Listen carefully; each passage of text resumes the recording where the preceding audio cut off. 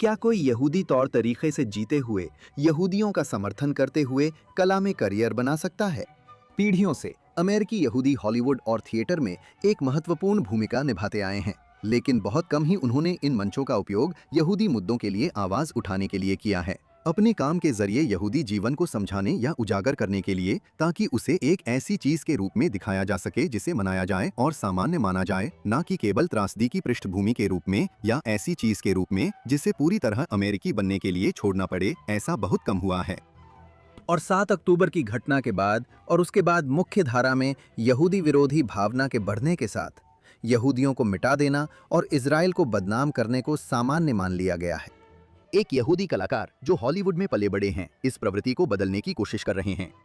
इस हफ्ते think twice में हम अभिनेता, कलाकार और पॉडकास्टर जोना प्लैट से बात करते हैं कि आज यहूदी होना क्या मतलब रखता है।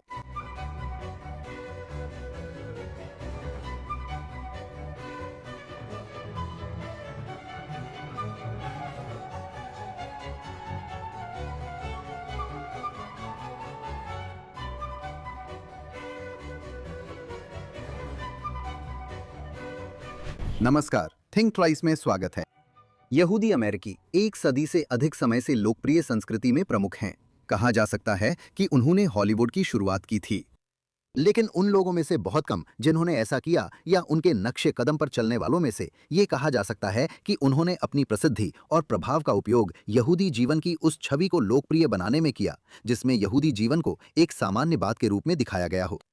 हॉलीवुड ने सफल यहूदियों की पूरी तरह से घुल मिल जाने की प्रवृत्ति को दर्शाया, लेकिन साथ ही उन लोगों के साथ भी ऐसा व्यवहार किया जो ऐसा नहीं करना चाहते थे, या कम से कम अपनी पहचान को अपने जीवन का एक महत्वपूर्ण हिस्सा बनाए रखना चाहते थे, जैसे कि उन्हें गायब हो जाना चाहिए। लेकिन यहूदी विशिष्टता से वो पीछे हटना सिर्फ एक प्रस्तावना थी, जो उसके बाद आई जब अमेरिकी वामपंथ ने जहरीले वामपंथी सिद्धांतों जैसे कि क्रिटिकल रेस थ्योरी, इंटरसेक्शनैलिटी और सेटलर कॉलोनियलिज्म को अपनाया, जिन्होंने झूठे तौर पर इजराइल और यहूदियों को श्वेत उत्पीड़क और जायोनिज्म को नस्लवादी फांसीवाद का एक रूप करार दिया। 7 अक्टूबर 2023 को हमास नेतृत्व वाले फिलिस्तीनी अरब आतंकवादी हमलों के बाद जो इजरायली समुदायों पर हुए, और उसके बाद दुनिया भर में यहूदी विरोधी भावना में आई तेजी के चलते इजराइल के लिए समर्थन गायब हो गया और यहूदियों के प्रति घृणा में अभूतपूर्व वृद्धि या 7 अक्टूबर की बर्बरता पर आक्रोश कला जगत से शायद ही कभी सुनाई दिया, यहां तक कि उसके सबसे प्रमुख यहूदी लोगों से भी नहीं। हालांकि इस नियम के कुछ अपवाद हैं, और आज उनमें से एक हमारे साथ हैं। जोना प्लैट अभिनेता, गायक, लेखक, निर्देशक और निर्माता हैं जो ब्रॉडवे फिल्म और टीवी में अपने काम के लिए प्रसिद्ध हैं। लेकिन 7 अक्टूबर से उनका मुख्य project being Jewish with Jonah Platt उनका पॉडकास्ट रहा है। हॉलीवुड में पले बढ़े उनके पिता सफल निर्माता और यहूदी समुदाय में सक्रिय थे, जबकि मां प्रमुख यहूदी कार्यकर्ता व परोपकारी थीं। उन्होंने यहूदी जीवन की सकारात्मक छवि को बढ़ावा देने और यहूदी समुदाय में बेहतर संवाद और एकता को प्रेरित करने का जिम्मा उठाया है। योना प्लैट थिंक ट्वाइस में स्वागत है। धन्यवाद, मुझे यहाँ बुलाने के लिए धन्यवाद। आज हमारे साथ जुड़ने के लिए आपका बहुत बहुत धन्यवाद। मैं पूछना चाहता हूँ, 7 अक्टूबर के बाद आपको यहूदी पहचान पर ध्यान देने की प्रेरणा किससे मिली, जब ऐसा लग रहा था कि रचनात्मक कला में अधिकांश यहूदी या तो इजराइल पर हमले का समर्थन कर रहे थे या बस चुप हो गए थे? खैर, मैं आपके कथन के दूसरे हिस्से को चुनौती देना चाहूंगा। मुझे लगता है कि शायद जो सबसे ज्यादा मुखर थे वही समर्थन करते दिख रहे हैं, लेकिन हमारे पास हॉलीवुड में बहुत सारे लोग थे, दोनों ऑन कैमरा शख्सियतें और कई ऑफ कैमरा शख्सियतें, जो मेरी तरह अब पहले से कहीं ज्यादा सक्रिय हैं। और मैं निश्चित रूप से हॉलीवुड में मौजूद उन जोरदार मकाबी यहूदी योद्धाओं की अहमियत कम नहीं करना चाहता, जिन्होंने इस समय में वाकई आगे आकर अपनी मौजूदगी दिखाई है। लेकिन अपनी बात करूं तो आप जानते हैं, ये मेरे जीवन का और निश्चित रूप से हमारे साझा जीवन का यहूदी समुदाय के लिहाज से सबसे अहम पल है। अगर आप अभी अपने यहूदी पहचान को अपनाकर उसके साथ गर्व और मजबूती से खड़े नहीं होंगे, तो फिर कब करेंगे? तो मेरा मतलब है, मेरे लिए ये वाकई कोई विकल्प नहीं था। ये कोई सोच समझकर लिया गया फैसला नहीं था कि ओह, मुझे ये करना चाहिए या नहीं, इसके क्या परिणाम हो सकते हैं। ऐसा कुछ भी नहीं था। यही मेरी पहचान है। अब हालात गंभीर हैं। हम देख रहे हैं, आप जानते हैं, 7 अक्टूबर एक ऐसा भयावह दिन था जैसा हमने कभी नहीं देखा था, कम से कम मेरी जिंदगी में तो नहीं। और उस स्थिति का सामना करने के दो तरीके थे। मेरा मानना है, आप जानते हैं, कुछ लोग उससे डरकर पीछे हट गए और कुछ लोग उस मौके पर खरे उतरे। और मेरे लिए सच में कोई और विकल्प नहीं था। मैंने बस उसका पालन किया। आप जानते हैं, मुझे मार्क क्यूबन का एक कथन याद आता है जिसमें वो कहते हैं, अपने सपनों का नहीं, अपनी मेहनत का पीछा करो। वो बात हमेशा मेरे साथ रही और मेरी मेहनत मुझे उसी दिशा में ले गई। मैं बस मेरी ऊर्जा और मेरा समय, जैसे यही वो काम था जिस पर ये स्वाभाविक रूप से लग रहे थे। और कुछ महीनों तक सोशल मीडिया पर और असल जिंदगी में बहुत सक्रिय रहने के बाद 7 अक्टूबर के तुरंत बाद मैं सच में यहूदी पक्ष में अपनी सक्रिय वकालत पर ध्यान केंद्रित करना चाहता था। यहीं से पॉडकास्ट बीइंग जूइश शुरू हुआ। मेरी मूल, सक्रिय और सकारात्मक सोच क्या है, यानी वे मूल्य जिनके लिए मैं सच में आगे बढ़ना चाहता हूँ। सिर्फ वर्तमान पर प्रतिक्रिया नहीं, बल्कि ये भी सोचना कि जब सब शांत हो जाए तो आगे बढ़ना कैसा लगेगा। थिंक ट्वाइस सुनने हेतु धन्यवाद। आप हमें किसी भी पॉडकास्ट प्लेटफॉर्म पर सुन रहे हों या फेसबुक, एक्स या जेएनएस यूट्यूब चैनल पर लाइव देख रहे हों, तो जेएनएस को लाइक, सब्सक्राइब करें, नोटिफिकेशन के लिए बेल दबाएं और अच्छे रिव्यू दें। साथ ही थिंक ट्वाइस के अलावा जॉनथन टोबिन डेली पॉडकास्ट भी है, जिसमें मैं आज के अहम मुद्दों पर खबरें और विश्लेषण साझा करता हूं। आप जॉनथन टोबिन्स डेली शो को जेएनएस चैनल पर वहां पा सकते हैं, जहां भी आप अपने पॉडकास्ट सुनते हैं। अब आज के कार्यक्रम पर लौटते हैं। हाँ, और मुझे लगता है कि ये कहना बिल्कुल उचित है कि बेशक बहुत से यहूदी लोग हैं जिन्होंने कला के क्षेत्र में अपनी आवाज उठाई है और बहुत सराहनीय काम किए हैं, लेकिन मैं खासकर उन पहले कुछ हफ्तों, महीनों, पहले साल में जब 23 से 24 में जा रहे थे, मुझे पाठकों से सुनने को मिलता था। वे मुझसे पूछते थे, इस व्यक्ति के बारे में क्या, उस व्यक्ति के बारे में क्या। आप जानते हैं, मैंने खुद को भी ऐसा करते पाया, और मैं हमेशा से ऐसा व्यक्ति रहा हूं जिसे लगता है कि जितना कम मैं अपने पसंदीदा कलाकारों या पसंदीदा खिलाड़ियों के बारे में, उनकी निजी जिंदगी या उनके विश्वासों के बारे में जानता हूं, उतना ही ज्यादा खुश रहूंगा। मैं इसमें गहराई में नहीं जाना चाहता था, क्योंकि इससे आमतौर पर खुशी नहीं मिलती। बिल्कुल सही। हमें ये जानने की जरूरत नहीं कि आपके बचपन के खेल आदर्श बुरे शराबी थे या कुछ ऐसा, या उनके बहुत ही भयानक विचार थे जो सच में आपको डरा देते हैं। बिल्कुल, कला को कलाकार से अलग करना। बिल्कुल, लेकिन मैंने खुद को पाया, आप जानते हैं, या जब आप सोशल मीडिया पर देखते हैं तो आप चाहेंगे कि आप अंदर जाकर उन्हें झकझोरें और कहें, अरे ये वाकई बहुत महत्वपूर्ण है।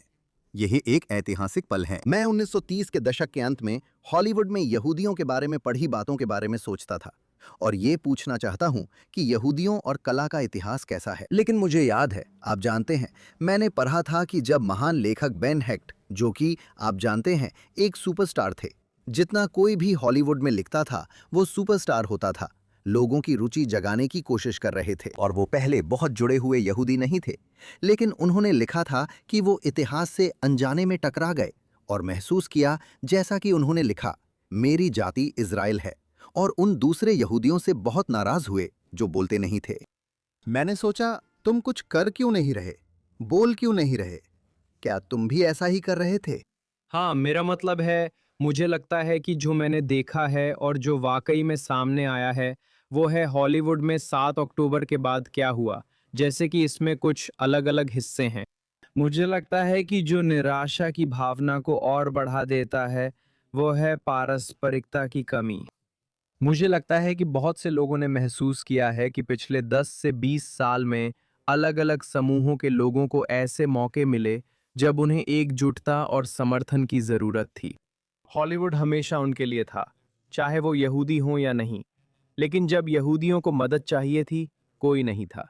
मुझे लगता है यही बड़ा कारण था। ऐसा लगा, वाह, जब तुम्हें मेरी जरूरत थी तो मैं तुम्हारे साथ था, और अब जब मुझे जरूरत है तो तुम बिल्कुल भी यहाँ नहीं हो। ऐसी गैर मौजूदगी को गहराई से महसूस किया गया।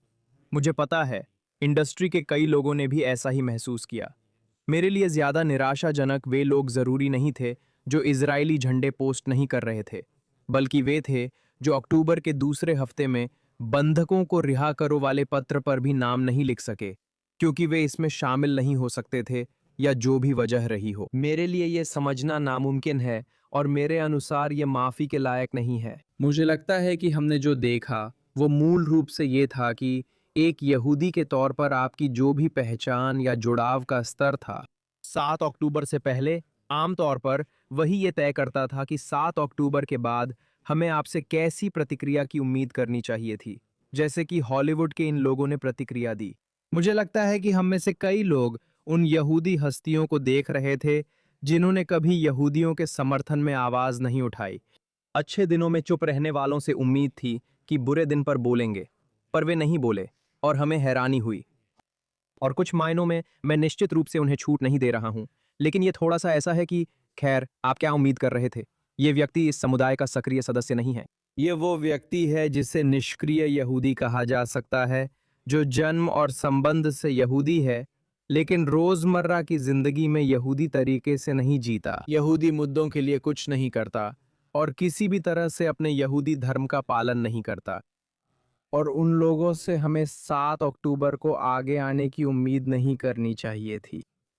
कुछ मायनों में हमें खुशी हुई, मैं इसे हैरानी नहीं कहना चाहता, लेकिन ये देखना वाकई अच्छा था कि जो लोग वास्तव में जुड़े हुए और सक्रिय यहूदी महसूस करते हैं, जो शायद पहले इतने मुखर नहीं थे, उन्होंने इस पल को देखा और कहा, ठीक है, अब मैं मुखर रहूंगा। हमने ऐसे लोगों को देखा। हमने उन लोगों को भी देखा जिनका मैंने अभी जिक्र किया, जो पहले कभी मुखर नहीं थे, कभी मुखर नहीं होने वाले थे और अब भी मुखर नहीं हैं। फिर वे लोग हैं जो बीच में हैं, और वे वही लोग हैं। मैं उन लोगों से ज्यादा निराश हूं जो ज्यादा जुड़े हुए हैं। वे और भी कुछ कह सकते थे, लेकिन किसी भी पीआर संवेदनशीलता या किसी भी वजह से उन्होंने नहीं कहा। मुझे वही लोग निराश करते हैं। मेरे लिए बात ऐसी नहीं है कि पूरे हॉलीवुड ने या सबने एक ही तरह से मुझे निराश किया हो। जैसा आपने कहा, कुछ पसंदीदा अभिनेता बुरे शराबी होते हैं, यानी कुछ लोग निराश करेंगे। मेरे लिए वे ज्यादा महत्वपूर्ण हैं जिन्हें आप बेहतर जानते थे। आप पहले भी दूसरों के लिए सहयोगी रहे हैं, अब ये आपके अपने लोग हैं। आपने पहले भी यहूदी गाला की मेजबानी की है। इस पर आपकी क्या राय है? उन लोगों ने मुझे बहुत निराश किया। हाँ, मुझे लगता है, आप जानते हैं, गैर कलाकारों के बीच ये धारणा है कि किसी अलोकप्रिय मुद्दे के लिए बोलने पर परिणाम भुगतने पड़ सकते हैं। और जाहिर है, अब इजराइल का समर्थन अब अफसोस संभ्रांत हलकों में अलोकप्रिय माना जाता है और इसके लिए परिणाम भुगतने पड़ सकते हैं। मैं जानता हूं कि शास्त्रीय संगीत जैसी कला शाखाओं में इजराइल के समर्थन में बोलना मुश्किल है। ऐसा करने वालों को नकारात्मक प्रतिक्रिया मिलती है। लेकिन मैंने ये भी सुना है, और आप जानते हैं, जेनिफर गुडविन जैसी कोई, जिनका आपने अपने पॉडकास्ट पर इंटरव्यू लिया था, कहेंगी कि ये बिल्कुल भी सच नहीं है और सच में 7 अक्टूबर के बाद से वो अपनी यहूदी पहचान को लेकर और मुखर हो गई हैं। क्या आपने भी यही सुना है?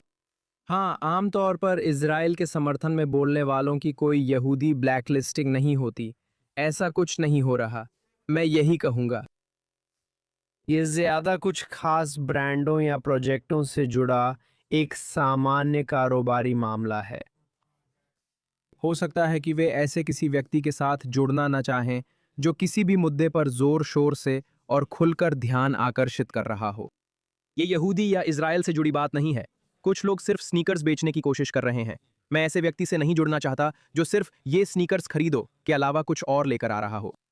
जैसे वो अभिनेत्री जिसने स्नो वाइट निभाई थी। कुछ वैसी ही स्थिति। तुम जानते हो, उसे एक ऐसी फिल्म के फ्लॉप होने का दोषी ठहराया गया जो शायद वैसे भी फ्लॉप होने वाली थी, क्योंकि वह वामपंथी मुद्दों पर बहुत मुखर हो गई थी। सही है, लेकिन मेरे लिए वहाँ असली मुद्दा क्या है, ये मायने नहीं रखता। अगर आप किसी तरह के संवेदनशील मुद्दे को उठा रहे हैं और उस विवाद को एक व्यावसायिक प्रोजेक्ट पर ला रहे हैं, तो लोग उस झंझट में नहीं पड़ना चाहते। और मैं इसे समझता हूं क्योंकि आप कुछ बेचने की कोशिश कर रहे हैं। अगर आप इजराइल के बारे में जोर जोर से बोल रहे हों और उसी समय आप वहां कुछ बेचने की कोशिश कर रहे हों, जैसे कि जूते या कुछ और, तो वही बात लागू होगी। अगर कहा जाए कि मैं इजराइल का समर्थक हूं, तो लोग कह सकते हैं कि उसे नौकरी मत दो। मेरे अनुसार ऐसा नहीं हो रहा।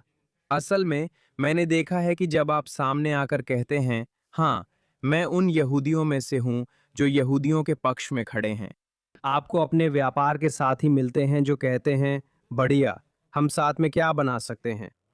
अब हम सब मिलकर के इस प्रोजेक्ट को जल्दी से बनाना, बेचना और बताना चाहते हैं। आप ये पूरे इंडस्ट्री में स्टूडियो एग्जीक्यूटिव्स, प्रोड्यूसर्स, राइटर्स और एक्टर्स तक देख रहे हैं। जैसे हर किसी को फर्क पड़ता है, 7 अक्टूबर के बाद सब अलग तरह से सक्रिय हो गए हैं। अब दांव भी बढ़े और तत्कालता भी बढ़ गई है। और देखिए, इन कहानियों को सुनाना और बनाना कई वजहों से मुश्किल है, लेकिन ये किसी ब्लैक लिस्टिंग जैसी वजह से नहीं है। ऐसा नहीं कि हमें इजराइल या यहूदी पसंद नहीं, या हम आपकी कहानी नहीं बताएंगे। अगर इसे सुनाना मुश्किल है तो वजह यह है कि हमें सही टैलेंट या कुछ ऐसा नहीं मिल पा रहा है जिससे ये यहूदी कहानी सही तरीके से सुनाई जा सके।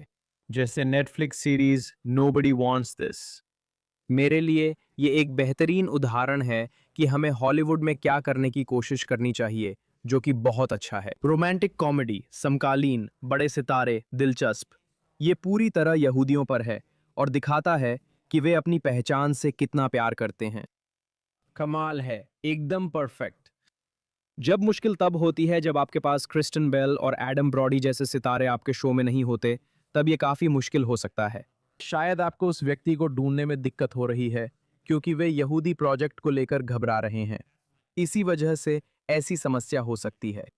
या जो कहानी आप सुना रहे हैं, मैं नहीं कहना चाहता कि वो बहुत ज्यादा यहूदी है, लेकिन ये ज्यादा ऐसा है कि वो एक मनोरंजन के रूप में उतनी सार्वभौमिक रूप से आकर्षक नहीं है कि उसमें सिर्फ एक महत्वपूर्ण यहूदी कहानी होने के अलावा अपनी खुद की खूबियां हों। क्योंकि इसमें ज्यादा पैसा लगेगा और लागत निकालने को आम दर्शक चाहिए होंगे, है ना? बिल्कुल, ये एक बाजार है ना? तो ऐसा नहीं हो सकता कि मैं ये फिल्म सिर्फ धरती पर मौजूद 1.5 करोड़ यहूदियों के लिए बना रहा हूं और मुझे हर एक को इसे दिखाना पड़ेगा ताकि मुझे कुछ पैसा वापस मिल सके, है ना? ये होना चाहिए कि ये एक वाकई दिलचस्प कहानी है। ये किरदार भी वाकई दिलचस्प हैं। ओह, और वैसे भी वे यहूदी हैं और जिस तरह से वे बोलते हैं, एक दूसरे से बातचीत करते हैं और अपनी जिंदगी जीते हैं, वो यहूदी तरीके से है। ऐसी ही परियोजनाओं पर ध्यान देना चाहिए जो पर्दे के पीछे चल रही हैं और जिन पर लोग सच में काम कर रहे हैं। बस अभी ये एक मुश्किल कारोबार है। वैसे भी चीजें बनवाना मुश्किल है। जैसा कि ज्यादातर लोग जानते हैं, हॉलीवुड बहुत तेजी से बदल रहा है और ओरिजिनल चीजें बनवाना पहले से कहीं ज्यादा मुश्किल हो गया है। तो ये सब कई कारणों का मेल है, लेकिन संक्षेप में कहूं तो मुझे कभी ऐसा अनुभव नहीं हुआ कि अरे, ये आदमी इजराइल के बारे में बात करता है, हम इसे काम पर नहीं रख सकते। जैसा कि मैंने पहले भी कहा, यहूदी लोगों ने हॉलीवुड, फिल्म इंडस्ट्री और टेलीविजन के निर्माण में केंद्रीय भूमिका निभाई है। हमने इसे बनाया। हाँ, बिल्कुल। हालांकि हॉलीवुड का म्यूजियम ने शुरू में इस बारे में बात नहीं करना चाहा, लेकिन उसे छोड़ दीजिए। लेकिन यहूदी जीवन का चित्रण एक अपवाद के रूप में या पीड़ित के रूप में या एक ऐसे समूह के रूप में जो आत्मसात होने के लिए उत्सुक है, इसके अलावा किसी और रूप में दिखाना हॉलीवुड के ज्यादातर यहूदी लोगों के लिए ज्यादा सहज या रुचिकर नहीं था। जहां एक और यहूदी विरोधी हॉलीवुड को यहूदी संस्था बताने में लगे थे, वहीं हॉलीवुड के यहूदी स्वर्ण युग में खुद को यहूदी प्रतिनिधि या रक्षक कहलाने से बचते थे। जैसा कि मैंने कहा, बेन हेच ने 1930 के दशक में ऐसा देखा था, लेकिन 2020 के दशक का हॉलीवुड अब काफी अलग है। आपको क्या लगता है, इस इतिहास ने मनोरंजन उद्योग के यहूदियों की 7 अक्टूबर और दुनिया भर में बढ़ते यहूदी विरोध पर प्रतिक्रिया को कैसे प्रभावित किया है? क्या अब भी बाजार से जुड़े कारणों के अलावा एक असली यहूदी कहानी में पूरी तरह उतरने को लेकर कुछ हिचकिचाहट है? आप जानते हैं, जाहिर है कि वे अब इस बात को लेकर चिंतित नहीं हैं कि वे समाज में घुल मिल नहीं पाएंगे, जैसा कि मान लीजिए 30 के दशक में स्टूडियो के प्रमुख लोग थे। क्या आपको लगता है कि यहूदी कहानियां करने में हिचकिचाहट है? हाँ, आपने बिल्कुल सही बात कही। मेरा मतलब है, मुझे लगता है कि आज जो हम देख रहे हैं वो 30 के दशक से चली आ रही एक तरह की विरासत में मिली सोच है, जैसा कि आपने बताया 30 के दशक में। और फिर से मेरा मतलब है, मैं भी ऐसा ही करता हूँ। मैं इन लोगों को समझता हूँ। मुझे पता है कि उस समय के स्टूडियो प्रमुखों ने अपने नाम श्मुएल गोल्डफिश से बदलकर सैमुअल गोल्डविन क्यों रख लिए थे। आप जानते हैं, यहूदी होना बुरा नहीं था, बल्कि अब मैं अमेरिकी हूँ। मैं पूर्वी यूरोप से आया और इस समाज का हिस्सा बनना चाहता हूँ। हम ये अमेरिकी सांस्कृतिक पहचान गढ़ रहे हैं। और आप जानते हैं, जो दिलचस्प है वो ये है कि बेशक क्लासिक हॉलीवुड वास्तव में यहूदी कहानी कहने की शैली और नैतिकता से भरा हुआ है। उन्होंने बस इसे उस नाम से नहीं बुलाया, वे यहूदी कहानियां नहीं थीं। साथ में कई यहूदी अभिनेता भी थे। हाँ, आप जानते हैं, हर जगह, लेकिन खुलकर यहूदी नहीं। आमतौर पर गैर यहूदियों के किरदार निभाते थे, जैसे पॉल मुनी जो हर जाति का रोल करते थे, सिर्फ यहूदी को छोड़कर जो असल में थे। मैं समझता हूँ कि उस समय ऐसा क्यों था, और मुझे लगता है कि आज जो आप देख रहे हैं वो उसी भावना का बचा हुआ असर है कि हमें अपनी यहूदी पहचान को कम करके दिखाना है और हमें बस ये दिखाना है कि हम सिर्फ अमेरिकी हैं, हम हैं। और मुझे लगता है कि यही एक तरह से उसकी बुनियाद है। और फिर मुझे लगता है उस समय से जो चीज़ इसे और बढ़ाती है वो है ये ऐसा डर जिस पर कभी सवाल नहीं उठाया गया कि अगर हम बहुत ज़्यादा खुले तौर पर सामने आए। लोग कहते हैं यहूदी इसे नियंत्रित करते हैं और वही कर रहे हैं। मेरा जवाब रहता है वे तो हमेशा ऐसा कहते हैं, तो क्यों ना हमें भी इसका फ़ायदा मिल जाए। आप जानते हैं, मैंने वास्तव में अपने पॉडकास्ट पर जेसन अलेक्जेंडर के साथ यही बातचीत की थी, बिल्कुल इसी तरह की बहस। उन्होंने अपनी बात रखी, मैंने वजह पूछी, तो बोले इसमें डर है। मैंने कहा लोग तो वैसे भी कहते हैं, तो फिर हम क्यों ना करें। वो बोले हाँ, मैंने इस पर कभी सोचा नहीं था, लगता है इसे कभी चुनौती नहीं दी गई, हमें ये विरासत में मिला है। मुझे लगता है कि हॉलीवुड लंबे समय से इसी तरह काम कर रहा है कि हम ये नहीं दिखाना चाहते कि कमान हमारे हाथ में है, क्योंकि सब कहते हैं कि हम इसे नियंत्रित करते हैं। तो हमारे पास जो भी ताकत है हमें उसे अपने लोगों के हित में इस्तेमाल नहीं करना चाहिए। हमें यह सुनिश्चित करना चाहिए कि हम हमेशा दूसरों को ऊपर उठाएं, जो कि बहुत अच्छी बात है। दूसरों को ऊपर उठाना अच्छी बात है, लेकिन अक्सर हमें उस समर्थन में शामिल नहीं किया जाता। और फिर ध्यान देने की बात है कि हॉलीवुड के कई यहूदी अब सक्रिय यहूदी नहीं हैं। तो फिर से उन लोगों से ये उम्मीद करना कि वे यहूदी परियोजनाओं, यहूदी प्राथमिकताओं और यहूदी आवाज़ों को आगे बढ़ाएंगे, वे ऐसा नहीं करने वाले हैं। वे खुद को उस भूमिका में नहीं देखते, वे इसे अपनी जिम्मेदारी नहीं मानते। मुझे हैरानी नहीं होगी अगर 1 या 2 पीढ़ियों में इनके परिवारों ने अपनी यहूदी पहचान खो दी हो। ये वे यहूदी हैं जो धर्म से दूर हो गए हैं, जैसे हॉलीवुड और अमेरिका के कई यहूदी। हाँ, मैं यही कहने वाला था कि यहूदी समुदाय का सबसे बड़ा हिस्सा वही है जिसे जनसांख्यिकी विशेषज्ञ बिना धर्म वाले यहूदी कहते हैं। बिल्कुल सही। तो मान लीजिए, मुझे लगता है एलए में ये कुछ ऐसा ही है, शायद 40% या 30% के आसपास। तो आप सोचेंगे कि हॉलीवुड में भी शायद ऐसा ही प्रतिशत होगा कि बहुत से यहूदी, जैसा कि हम बात कर रहे हैं, असल में यहूदी जिम्मेदारी या प्राथमिकता के लिहाज से उन्हें यहूदी मानना भी मुश्किल है इस इंडस्ट्री में। हाँ, ये मुझे मेरे अगले सवाल की ओर ले जाता है, जो कि आप जानते हैं, मुझे लगता है कि आधुनिक यहूदी समाज के बारे में सबसे बड़ी समझ में से एक थी सिंथिया ओज़ैक की वो बात कि सार्वभौमिकता यहूदियों की संकीर्णता है। मैं इस विषय को आपके साथ और गहराई से समझना चाहता हूँ। सार्वभौमिक मूल्यों का पालन यहूदी धर्म का अहम हिस्सा है, लेकिन यही सब कुछ नहीं है। यहूदी सभ्यता का वही पहलू है जिसे अधिकांश अमेरिकी यहूदी, क्योंकि हमारी परवरिश उदार मूल्यों के साथ हुई है, सबसे आसानी से थामे रख सकते हैं। यही आधार अमेरिका व अन्य जगहों पर यहूदियों की कई अच्छी चीजों की वजह है, लेकिन अपनी रक्षा में इसी ने उन्हें कमजोर भी किया है। यहाँ तक कि खुले तौर पर यहूदी पहचान अपनाने वाले यहूदी, खास तौर पर कला में, अक्सर इजराइलियों या यहूदियों की बजाय दूसरों के नजरिए में ज्यादा रुचि लेते हैं। ये संवाद को बढ़ावा देने के लिए अच्छी बात है, लेकिन जब उनका देश घेरे में होता है और उस पर सिर्फ आलोचना ही नहीं बल्कि मिथ्या आरोपों और वैधता छीनने की कोशिशों की बौछार हो रही होती है, तो ये यहूदियों की रक्षा में वास्तव में मदद नहीं करता। यहाँ तक कि 7 अक्टूबर के बाद भी उनसे यह उम्मीद करना कि वे यहूदियों के लिए वैसे ही खड़े हों जैसे अन्य समूह अपने लिए खड़े होते हैं, उनके लिए बहुत मुश्किल लगता है। क्या ये उन वजहों में से एक है कि कला क्षेत्र में यहूदियों की मौजूदा संकट पर प्रतिक्रिया दर्शकों को इतनी निराशाजनक लगी है?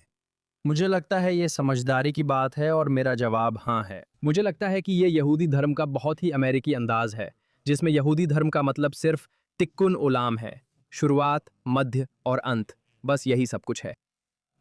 और जाहिर है यहूदी धर्म सिर्फ इतना ही नहीं है, यह निश्चित रूप से यहूदी धर्म का एक महत्वपूर्ण पहलू है, और जैसा आपने कहा, यह एक खूबसूरत हिस्सा है।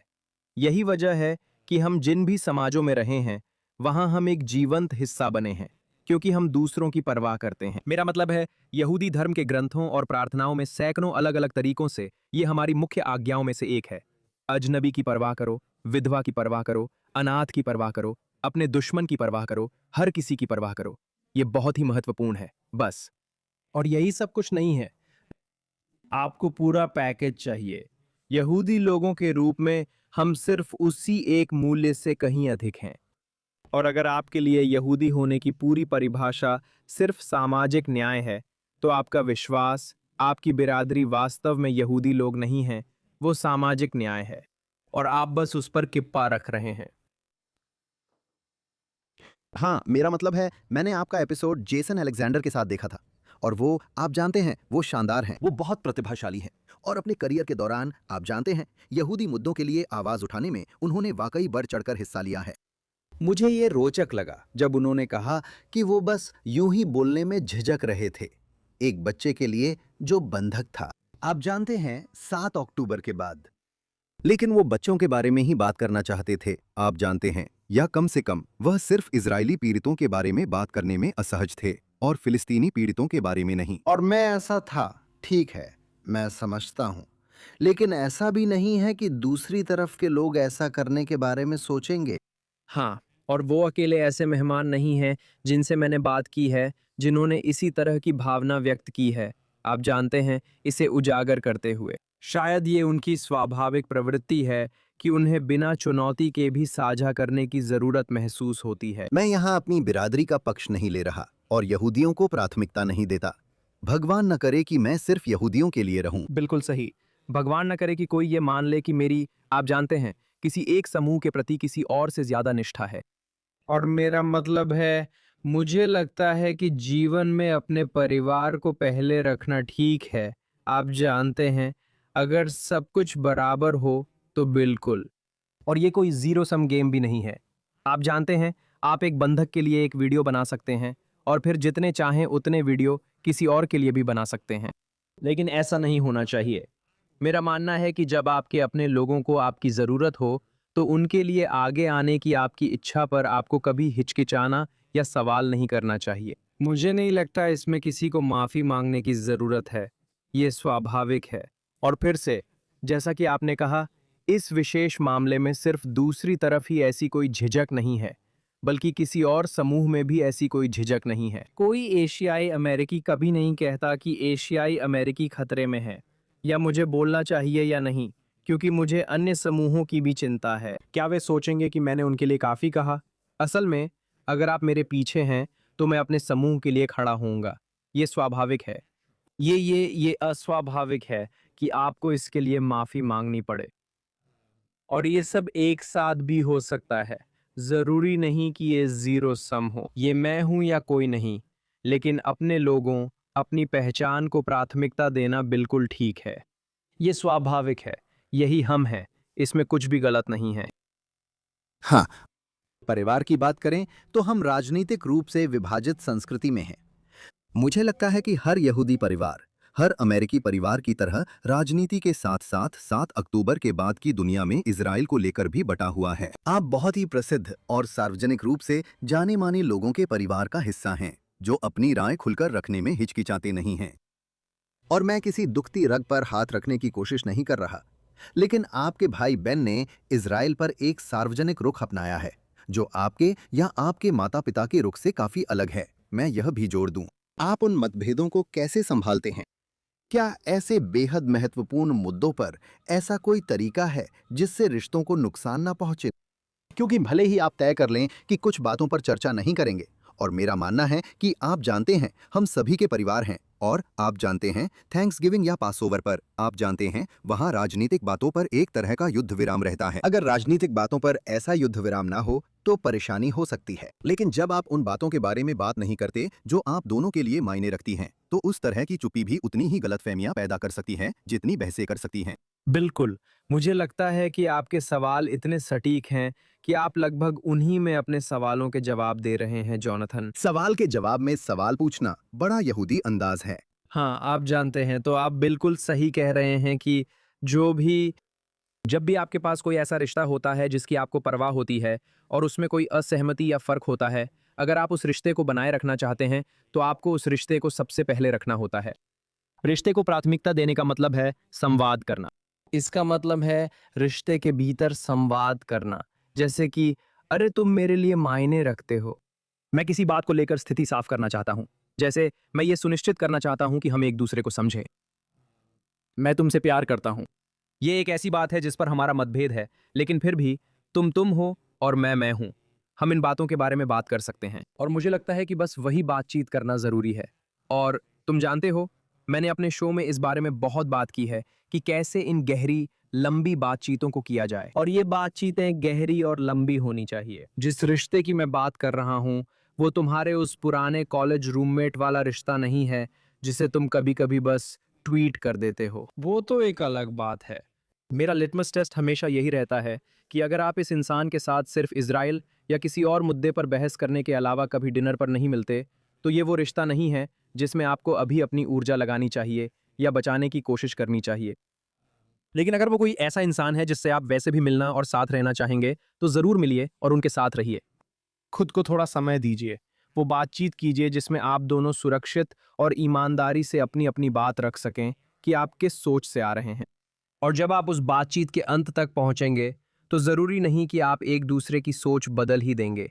मुझे लगता है कि बातचीत से सोच नहीं बदलती, लेकिन आप समझते हैं कि सामने वाला किस नजरिए से बात कर रहा है और कह सकते हैं, ठीक है, अब समझ गया। जैसे कि ये इंसान पूरी तरह से पागल या राक्षस नहीं है। और वे भी देख लेते हैं कि मैं नरसंहार करने वाला पागल नहीं हूं, जैसा कि उनकी सबसे बड़ी डर है। असल में हम बस ऐसे लोग हैं जो किसी वजह से अलग निष्कर्षों पर पहुंचे हैं। अब हम अपनी जिंदगी जी सकते हैं। अगर चाहें तो बाद में इस पर बात कर सकते हैं, जरूरी नहीं है। शायद हम इस पर बात ना करें क्योंकि हमारी राय अलग है। मैं चाहता हूं कि हम हमेशा की तरह साथ रहें और रिश्ता बनाए रखें, लेकिन हमें पता है कि रास्ता खुला है और अब कोई छुपी जिज्ञासा, तनाव या शक नहीं है कि ये इंसान क्या सोच रहा है, मेरी पीठ पीछे क्या कह रहा है, या इस बारे में सच में क्या सोचता है। क्योंकि जब आप अपनी बात सामने रख देते हैं तो आप उसे वहीं छोड़ सकते हैं और अपनी जिंदगी जी सकते हैं, और उस भावनात्मक जिम्मेदारी को अपने ऊपर नहीं लेना पड़ता कि उस इंसान की सोच के लिए आप जिम्मेदार हैं। आप सिर्फ उस इंसान से रिश्ता निभाने के लिए जिम्मेदार हैं जिसकी आपको परवाह है। तो मुझे लगता है कि ये न सिर्फ मुमकिन है कि आप किसी भी बड़े मतभेद के बावजूद किसी भी ऐसे इंसान के साथ जिसे आप चाहते हैं ऐसा कर सकते हैं, बल्कि ये करना बहुत जरूरी भी है। और ये, आप जानते हैं, जिंदगी को संवारने और बनाए रखने वाला है। और देखिए, फिर से इसमें एक बात साफ है कि इसमें दोनों की भागीदारी जरूरी है ना? तो मेरा मतलब है, अगर कोई ऐसा है जो सच में, आप जानते हैं, इतनी विनाशकारी दिशा में चला गया है, वो आपके खिलाफ हैं, आपसे संबंध नहीं रखना चाहते और आपके बारे में बुरी बातें कह रहे हैं, आपको उनकी जरूरत नहीं है, तो ये तभी संभव है, एक रिश्ता तभी काम करता है जब दोनों लोग उस रिश्ते को चाहते हों। दुर्भाग्यवश मुझे इसका सामना नहीं करना पड़ा, लेकिन मेरे कई जानने वालों और शायद आपके भी जानने वालों के साथ या उनके करीबी के साथ ऐसा हुआ है, जैसा आजकल ज्यादातर यहूदियों के साथ होता है। बहुत बुरी कहानियां हैं जहां सबसे अच्छे दोस्त लोगों से रिश्ता तोड़ लेते हैं, आप जानते हैं, क्योंकि ओह, तुम इजराइल का समर्थन करोगे तो मेरे लिए तुम्हारा रिश्ता खत्म, जो मेरे लिए दुर्भाग्यवश समझ से बाहर है कि ऐसा कैसे हो सकता है। ये बहुत ही बेरहम है, लेकिन आप कुछ नहीं कर सकते। अगर कोई इतना बुरा है तो वो उनकी सोच है, और उन्हें जैसे भी नींद आएगी या नहीं आएगी, वो उन्हीं को देखना है। उम्मीद है कि आप ऐसी स्थिति में हैं जहां आप अपनी संवेदनशीलता सामने रखकर रिश्ते को बहस या विषय से ऊपर रखते हैं। ये किसी का मन बदलने के एजेंडा के बारे में नहीं है। एकमात्र एजेंडा ये है कि हम एक दूसरे को कैसे समझें और जिस रिश्ते की हमें परवाह है उसमें जुड़े कैसे रहें। आमतौर पर मैं चाहता हूं कि आप रिश्ता बनाए रखें। हाँ, मुझे लगता है कि ये बहुत अच्छी सलाह है।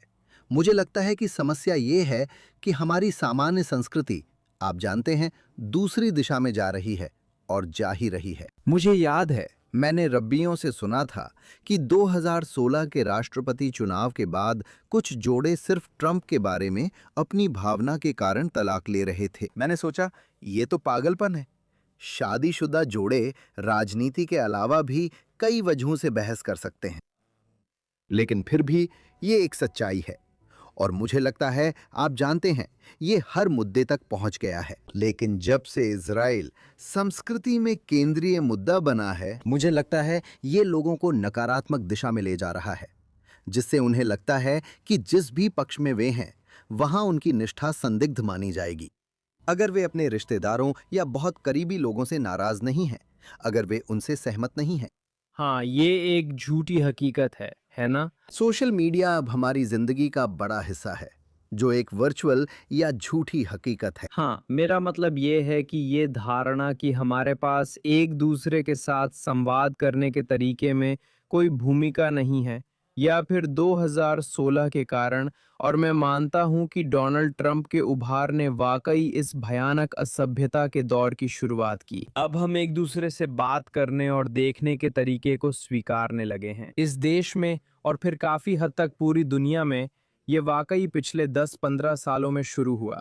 हमें ऐसा करने की ज़रूरत नहीं, क्योंकि ये हमारे माहौल में पहले से है और हम इसे टीवी, राजनीति, सोशल मीडिया व आसपास देखते हैं। हम सोचते हैं शायद यही कर रहे हैं। हम ये भी चुन सकते हैं कि ऐसा न करें, जैसे हम आलोचनात्मक सोचने की क्षमता खो रहे हैं।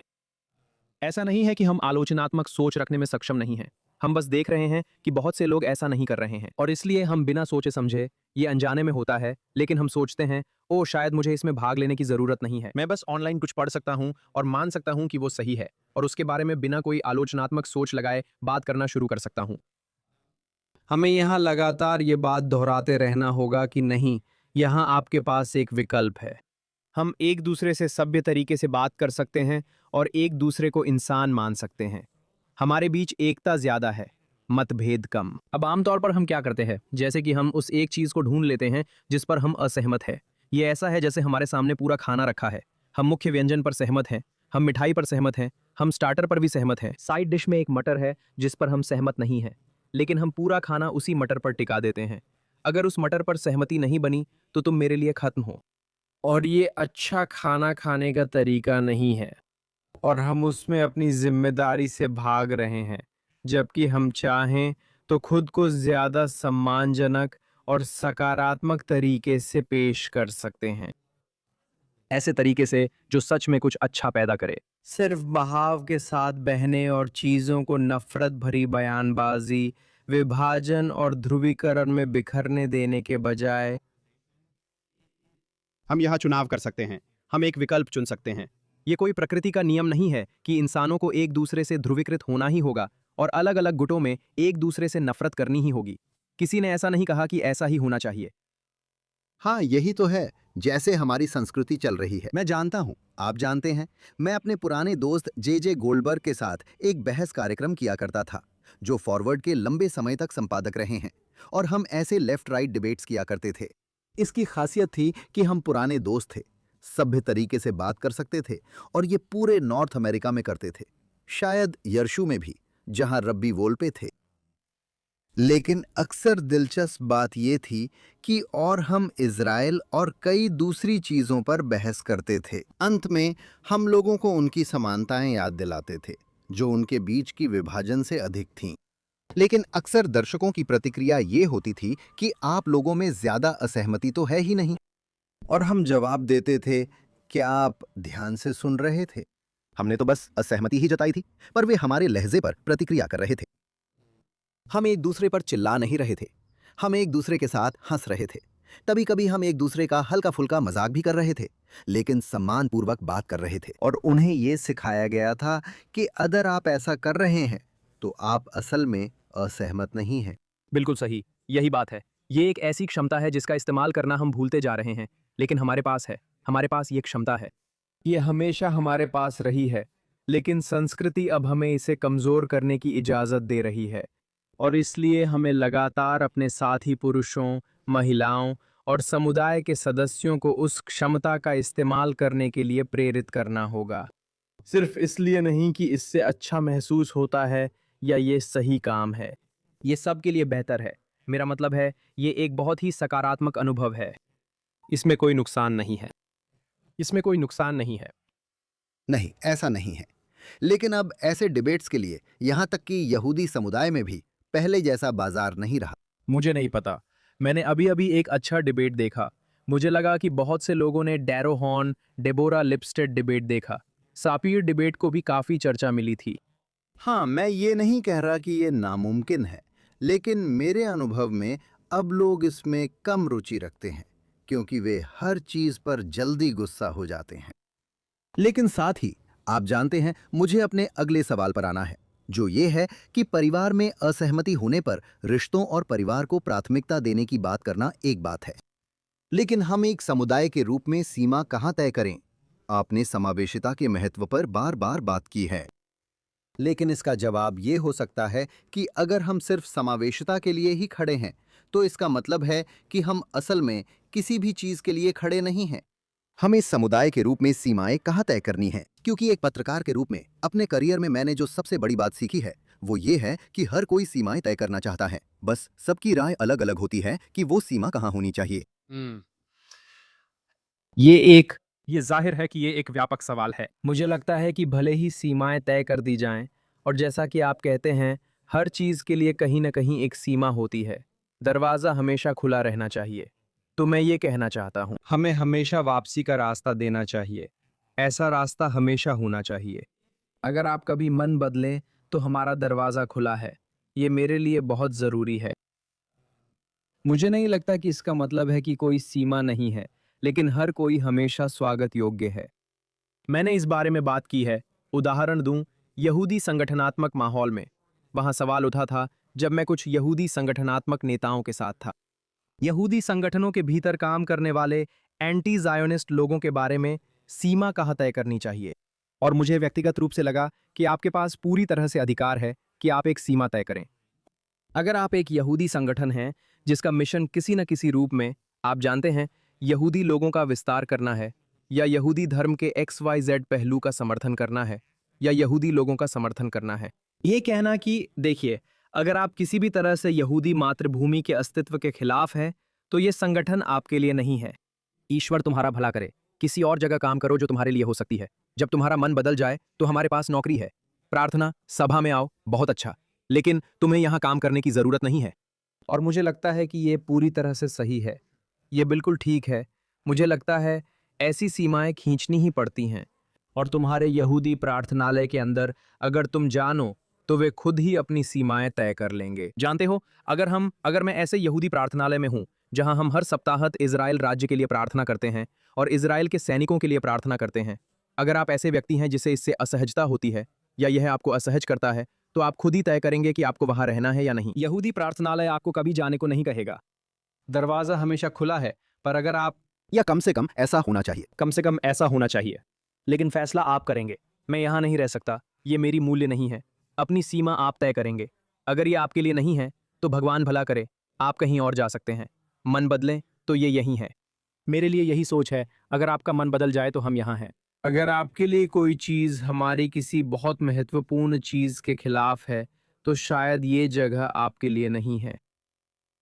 हाँ, मुझे लगता है कि ये बहुत महत्वपूर्ण है, क्योंकि हर चीज पर बहस हो सकती है, यहाँ तक कि विविध यहूदी समुदाय में भी। आप जानते हैं, कहना आसान है कि टैक्स रेट्स पर हमारी असहमति हो सकती है, लेकिन जब इस ग्रह के इकलौते यहूदी राज्य के विनाश की बात आती है, जहां दुनिया के आधे यहूदी रहते हैं, तो इसे बहस योग्य मानना, मैं लगभग हर चीज पर बहस को तैयार हूं, लेकिन इस पर नहीं करना चाहता। हाँ, मैं आपसे सहमत हूँ। और मेरी एक बात यह है, मुझे लगता है कि ये ज़रूरी है, खासकर युवा यहूदियों के लिए, कि इन जगहों के भीतर उनके लिए जगह सुनिश्चित की जाए, बातचीत करने, सवाल पूछने और आपत्तियां उठाने के लिए।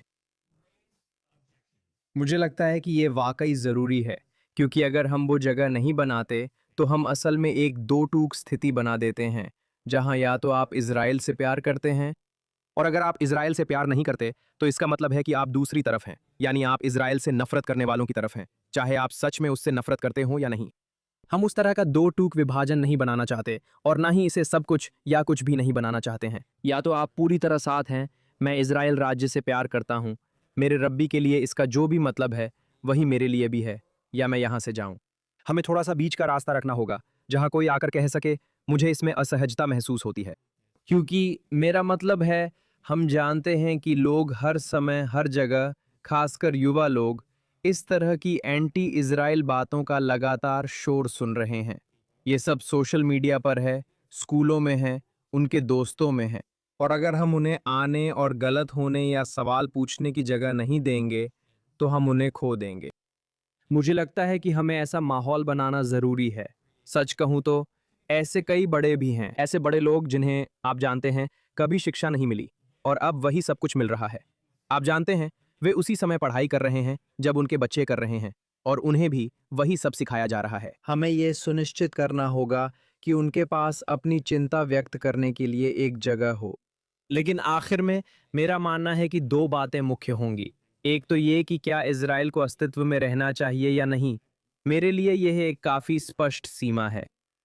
हम नीति पर बहस कर सकते हैं, आप जानते हैं। जैसा कि मैं कहता हूं, इजरायलियों की तरह हर दिन कोई भी इजराइल की आलोचना नहीं करता। बिल्कुल। हमें वहां कोई समस्या नहीं है।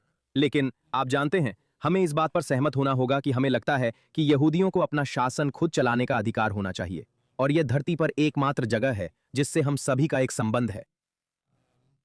और ये कि वहां कि कुछ निश्चित फिर से जैसे संगठनात्मक चीजें हैं जहां ऐसा करना उपयुक्त नहीं है। अगर मेरा मिशन स्टेटमेंट है तो ये एक है, हम यहाँ इजराइल के बारे में शिक्षा दे रहे हैं और इजराइल के एक किब्बुत्ज़ के लिए पैसे जुटाने को फंड रेजर कर रहे हैं। अगर आप इससे सहमत नहीं हैं तो ये जगह आपके लिए नहीं है और हमें किब्बुत्ज़ बेरी के लिए पैसे जुटाने पर बहस नहीं करनी चाहिए। अगर ये आपको परेशान करता है तो ये जगह आपके लिए नहीं है। हाँ हाँ, मुझे लगता है ये सही है। और सच कहूं तो मुझे लगता है, आप जानते हैं, इजराइल हो या न हो, इजराइल ही इस समय एकमात्र मुद्दा है। आप जानते हैं सीमा कहाँ होनी चाहिए, इस पर सवाल उठते हैं। आप जानते हैं वे सारी बातें जो 20 या 30 साल पहले बहुत मायने रखती थीं, मुझे नहीं लगता कि वे अब उतनी महत्वपूर्ण हैं, और खासकर 7 अक्टूबर के बाद तो बिल्कुल भी नहीं। दिलचस्प है। आप ऐसा क्यों महसूस करते हैं, जानना चाहता हूँ। मैं ऐसा इसलिए महसूस करता हूँ क्योंकि मैं 30 साल से इस बहस में हूँ। सिर्फ यही बहस कि इजराइल का अस्तित्व होना चाहिए या नहीं। मुझे लगता है यही असली मुद्दा है, क्योंकि मुझे लगता है काफी लंबे समय तक यहूदी समुदाय के लिए इजराइल खुद भी शांति प्रक्रिया की राजनीति को लेकर बहुत बटा हुआ था, और यही बात यहाँ संयुक्त राज्य अमेरिका में हुई चर्चा में भी दिखी। लेकिन अब हम उस बारे में बात नहीं कर रहे हैं, हम अब कहीं ज्यादा बुनियादी चीज के बारे में बात कर रहे हैं। देखिए, एंटी ज़ायनिज्म कोई ऐसी चीज नहीं थी जिस पर बहस होती थी या जो सामान्य मानी जाती थी। उदाहरण के लिए, न्यूयॉर्क टाइम्स के संपादकीय पन्नों पर 20-30 साल पहले ये आम नहीं था, लेकिन अब ये बहुत सामान्य है। काफी हद तक बहस का मुद्दा यही है, और इस समय मुझे लगता है कि यही एकमात्र चीज है जिस पर हमें ध्यान देना चाहिए। मेरा मतलब है, आप जानते हैं, क्योंकि हम वही हैं, घटनाएं हमें वहीं ले आई हैं। मेरा अंदाजा थोड़ा अलग है, जैसे आपके न्यूयॉर्क टाइम्स के उदाहरण में। आप जानते हैं, जब वे एंटी ज़ायोनिज्म की बात करते हैं तो मैं दो चीजें देखता हूं। एक, मैं इसे देखता हूं, आप जानते हैं, मूल रूप से एक नफरत फैलाने वाला आंदोलन, और वहां असल में कोई सार्थक बौद्धिक बहस या संवाद नहीं हो रहा है। ये, आप जानते हैं, बस ऐसा ही है। ये यहूदी विरोधी नफरत है जो झूठे आरोपों पर आधारित है, जैसा हमने पिछली सदी में सोवियतों को ऐसा करते देखा। या ये ज़ायोनिज्म को गलत तरीके से परिभाषित करना है, जैसे कि उसका मतलब बिन्यामिन नेतन्याहू की दक्षिणपंथी सरकार के शासन से जोड़ना और पूरे इजराइल को उसी से जोड़कर देखना। मुझे लगता है अगर हम उंगलियां चटकाते और वहां बिल्कुल अलग सरकार होती जो अलग काम करती, मुझे लगता है कि बातचीत का स्वरूप बदल जाएगा। क्या मुझे लगता है कि भावना बदलेगी? जरूरी नहीं, पर मुझे लगता है जिस विषय पर चर्चा थी उसका रूप बदल जाएगा। अगर आप ऐसी सरकार को नहीं देख रहे होते जिसे कम से कम ऐसा माना जा रहा है कि वो बसने वालों की हिंसा को अनुमति या समर्थन दे रही है, या गाजा, लेबनान और वेस्ट बैंक पर कब्जा करने की आकांक्षा रखती है, कम से कम यही इस मौजूदा सरकार के बारे में धारणा है, तो मुझे लगता है कि अगर इस साल के अंत में सरकार बदलती है तो बातचीत के स्तर पर चीजें शायद बदल सकती हैं, लेकिन देखना होगा। देखिए, मैं इस बात पर आपसे असहमत हूं, क्योंकि मुझे नहीं लगता कि इस साल कोई भी ऐसी सरकार चुनी जा सकती है जिसकी कल्पना की जा सके। और जाहिर है, आप जानते हैं, इजरायली नेतन्याहू को लेकर बहुत बटे हुए हैं, लेकिन युद्ध को लेकर वे बटे हुए नहीं हैं। वे वास्तव में युद्ध को लेकर, आप जानते हैं, ईरान के खिलाफ या हमास के खिलाफ युद्ध को लेकर बटे हुए नहीं हैं। आप जानते हैं, और आखिरकार अगर बेंजामिन नेतन्याहू इतने सालों से सत्ता में हैं, तो उन्होंने इतनी सारी चुनावों में जीत हासिल की है। ये इसलिए नहीं है, आप जानते हैं, कि ये कोई साजिश है, बल्कि इसलिए है क्योंकि दूसरी तरफ के लोग अपने तर्कों में हार गए हैं। और आप जानते हैं, अगर वो बेनेट नहीं बल्कि याइव लापिद हैं, तो आप जानते हैं युद्ध पर उनकी नीतियां ज्यादा अलग नहीं होंगी।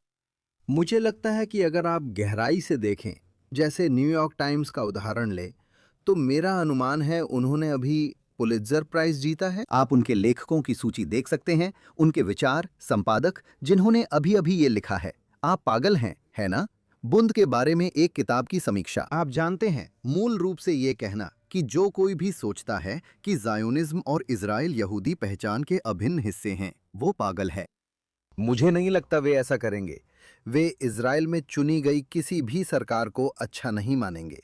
देखिए, मेरा मतलब है, आपने जो आखिरी बात कही वो उसी पहले बिंदु से जुड़ती है जो मैंने उठाया था, और मेरे लिए ये यहूदी विरोध का एक और रूप है। अगर आप कह रहे हैं कि ये कल्पना से परे है, ये यहूदी विरोध द न्यूयॉर्क टाइम्स के संपादकीय पृष्ठ पर पहले नहीं देखा गया था।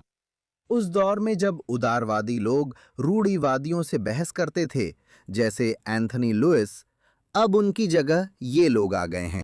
हाँ, ये अच्छा नहीं है। मेरा मतलब है ये हाँ, तुम जानते हो, एंटी ज़ायोनिज्म, हम इस यहूदी विरोध की खास किस्म से निपटने के लिए तैयार नहीं थे। एक समाज और यहूदी समुदाय के रूप में हमें ये नहीं सिखाया गया कि ये कैसे काम करता है या इसे कैसे पहचाना जाए। मेरा मतलब है, मैं नहीं। मैं निश्चित रूप से ये कहने वाला पहला व्यक्ति नहीं हूँ, लेकिन आप जानते हैं, हमने अपना सारा समय और संसाधन सिखाने में लगा दिए हैं। यहूदी द्वेष का मतलब है हॉलोकॉस्ट, समझे? जैसे यही इसका रूप है, यही ये है। मुझे पता है कि नाजी को कैसे पहचाना जाए, और अगर आप नाजी नहीं हैं तो मुझे नहीं पता कि आप यहूदी विरोधी हैं या नहीं। इसे कैसे पहचाना जाए? और हमने सिखाने में ना तो समय लगाया, न पैसा, न संसाधन। उदाहरण के लिए, सोवियत यहूदी विरोध, एंटी ज़ायोनिज्म, और वो कैसा दिखता है, और कैसे खुद यहूदी सोवियत रूस में अपनी ही संस्थाओं को खत्म करने के लिए इस्तेमाल किए गए। और हमारे पास वो परिचय नहीं है, हमारे पास वो पैटर्न पहचानने की क्षमता नहीं है, और इसलिए ये अभी सामाजिक मानदंडों के भीतर हो रहा है। यही वो तरीका है जिससे यहूदी विरोध अक्सर काम करता है।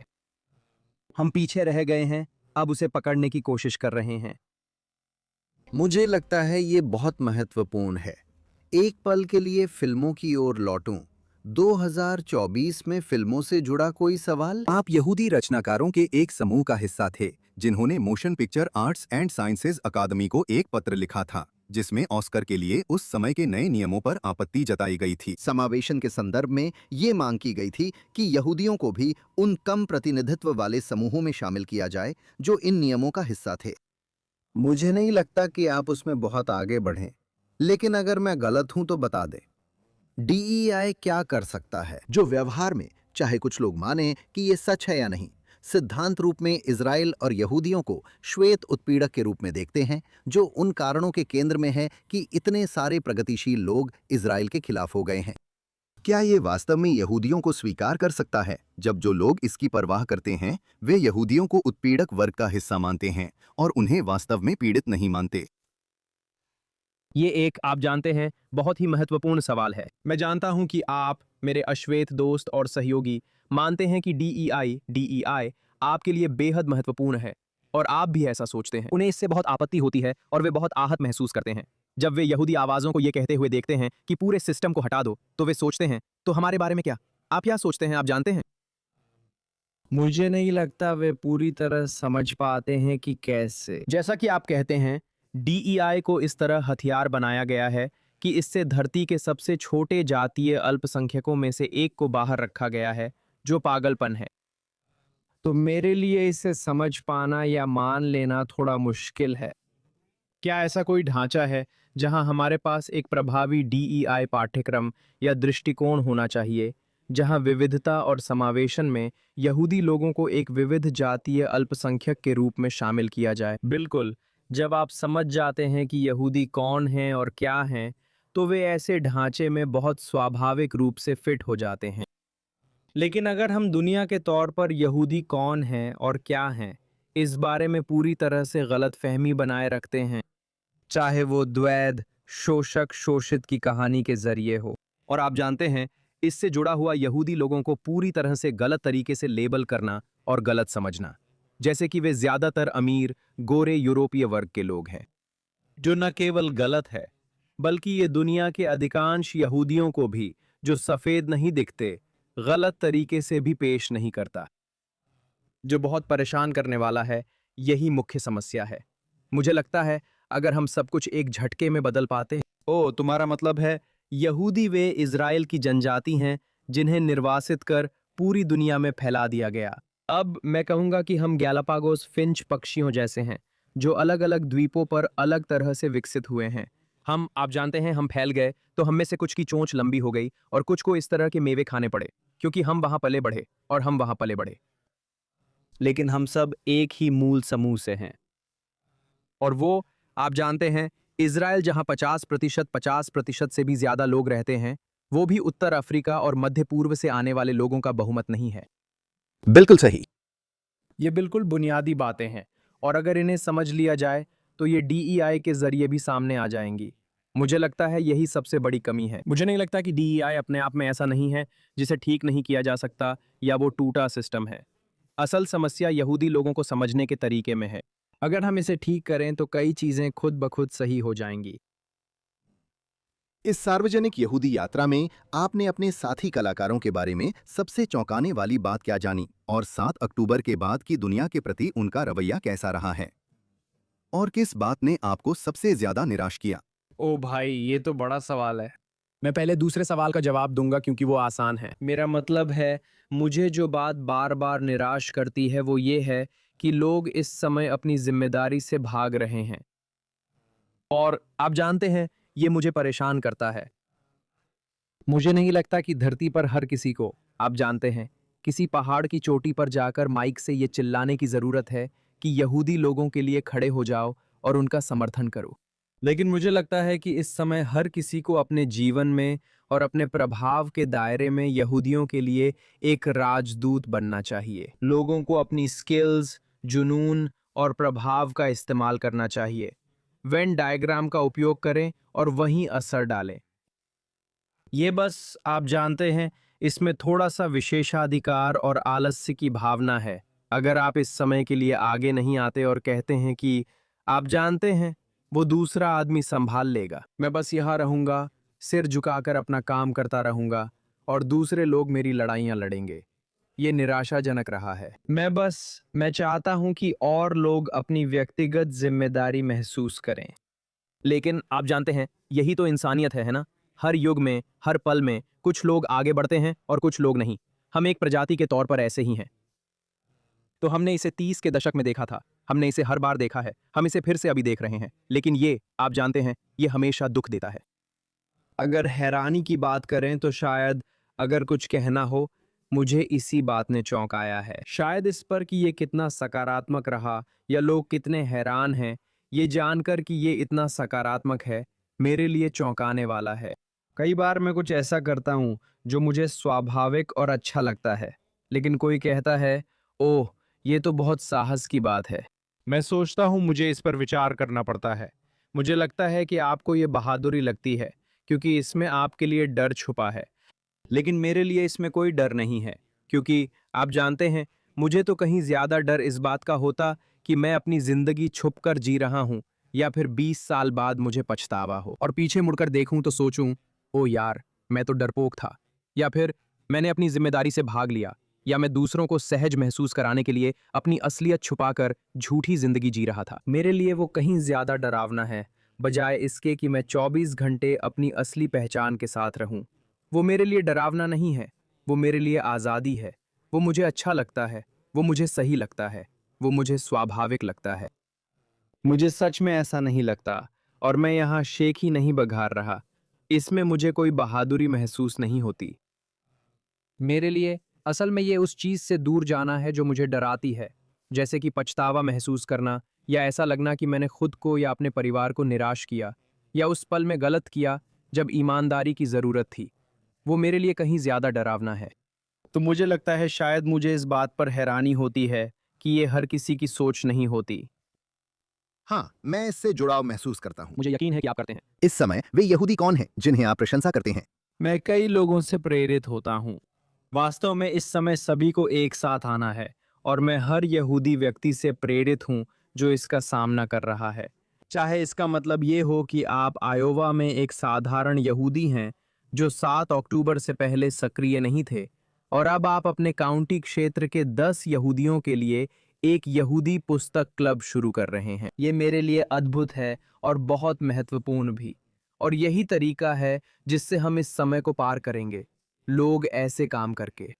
मैं यहूदी फेडरेशन के नेशनल यंग लीडरशिप कैबिनेट का सदस्य हूं, जो देश भर से 30 और 40 की उम्र के लगभग 400 यहूदियों को एक साथ लाता है। और मैं उस समूह में अपने साथियों से बहुत प्रेरित हूं। और आप जानते हैं, मैं उन गिने चुने लोगों में हूं जो अपने मुख्य पेशे में यहूदी समुदाय के लिए काम करते हैं। ये वे लोग हैं जिनकी नियमित नौकरियां और अन्य काम हैं, लेकिन वे इस समय में एक जिम्मेदारी ले रहे हैं। वे ऐसी संस्था में शामिल होना चाहते हैं जो यहूदी जीवन को समर्थन देती है, जहां वे नेतृत्व कर सकें और अपनी समुदाय व पहचान से सक्रिय रूप से जुड़ सकें। ये मेरे लिए वाकई प्रेरणादायक है। और सच कहूं तो किसी भी स्तर पर आपके पास चाहे जैसी भी आवाज़ हो, बड़ी आवाज़ें भी मुझे प्रेरित करती हैं, छोटी आवाज़ें भी मुझे प्रेरित करती हैं। ये वही लोग हैं जो हिनानी कहते हैं, जो मुझे प्रेरित करता है। बिल्कुल सही। इसी के साथ आज की बातचीत यहीं समाप्त करते हैं। योना, हमारे साथ जुड़ने के लिए धन्यवाद। हमारे दर्शक और श्रोता आपको, आपके काम को कैसे फॉलो कर सकते हैं और आपका पॉडकास्ट कैसे देख या सुन सकते हैं? पूछने के लिए धन्यवाद। आप बीइंग जूइश विद योना प्लैट अपने पसंदीदा पॉडकास्ट प्लेटफॉर्म्स जैसे एप्पल, स्पॉटिफाई, अमेज़ॉन पर सुन सकते हैं। हम यूट्यूब पर भी हैं। हम यहूदी ब्रॉडकास्ट सर्विस टीवी पर गुरुवार रात प्राइम टाइम में आते हैं और वीकेंड में रिप्ले होते हैं। अधिक जानकारी के लिए हमारी वेबसाइट beingJewishpodcast.com देखें। आप मुझे सभी सोशल मीडिया पर योना प्लैट या बीइंग जूइश पॉडकास्ट्स के नाम से फॉलो कर सकते हैं। बहुत अच्छा। दर्शकों का धन्यवाद। जॉनथन टोबिन डेली एडिशन हर दिन सुनना ना भूलें। ये सभी पॉडकास्ट प्लेटफॉर्म्स पर उपलब्ध हैं। अगर आप हमें किसी भी पॉडकास्ट प्लेटफॉर्म पर हमें सुन रहे हों या फेसबुक, एक्स या JNS यूट्यूब चैनल पर हमें लाइव देख रहे हों, तो JNS को लाइक और सब्सक्राइब करें। नोटिफिकेशन के लिए बेल आइकन दबाएं। अच्छी रेटिंग दें। हमें thinktwice@jns.org पर बताएं कि शो कहां सुनते या देखते हैं और आपके विचार साझा करें। और याद रखें, पढ़ते रहें और खुद सोचते रहें। और हम आपसे फिर अगले हफ्ते मिलेंगे।